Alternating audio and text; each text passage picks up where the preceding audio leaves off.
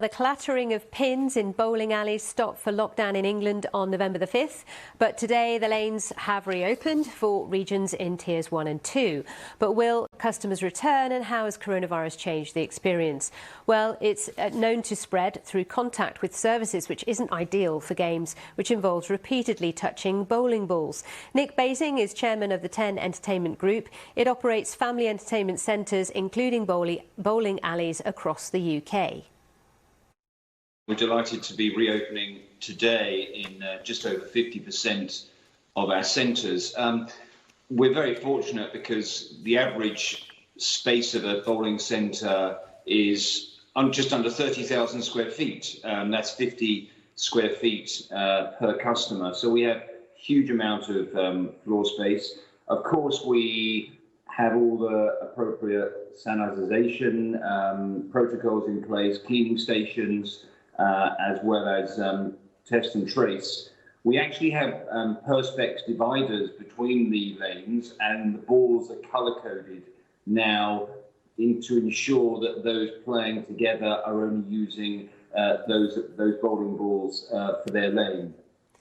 And how have you managed to, I mean, in terms of the money coming in, are you just breaking even? How does it work? Because, of course, you can only allow so many people in these entertainment centres. You've got fewer numbers, haven't you? Indeed, and it's been costing us just over £1.5 million a month, £1.5 million a month.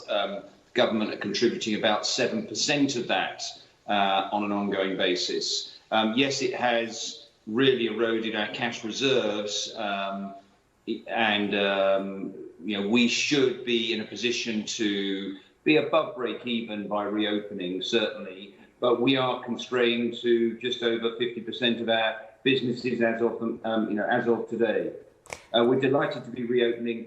39% of the country go bowling. We serve 6 million customers a year. So we're more than a business, we're a pastime for the country, which we're delighted to be doing. Focus on some other big news, obviously. This week, today, shops in England can reopen after the end of the national lockdown. But it's been a grim old time for retailers this week, with Debenhams and obviously Arcadia in trouble as well this week. And many of those big names who've been on our high streets for decades are set to disappear. But how are our big iconic stores faring? Well, one of those is Harrods in London, which is opening its Harrods winter sale early this year. And Harrods Managing Director Michael Ward joins me now. Morning, Michael. Good morning. Lovely to have you with us. So, explain why the winter sale starts now. Well, we wanted to make sure people had a degree of happiness over Christmas. We've got lots of stock, so we thought we would effectively spread the love. And how has it been? I mean, we've also heard an awful lot about, high street chains having a really tough time. How's it been for Harrods over the last few months? It's been terrible. I mean, for both the staff who have to sit at home, for us who were not trading through a very busy period. And it's also the fact that we just started to build up our sales and then you get knocked back again. But you can either lie down and take it, or you can bounce up and do something different. And we've got not only the sale, but we've got some great activity happening over the course of the next week to make it really exciting for our customers. And what sort of state is Harrods in? I mean, I think people are always a bit surprised sometimes when they suddenly hear that stalls that they've known and loved are suddenly disappearing. Is Harrods in fine fettle, or are things tough? It's tough, but we've, unlike others, have addressed some of the problems early, and we've gone on the front foot.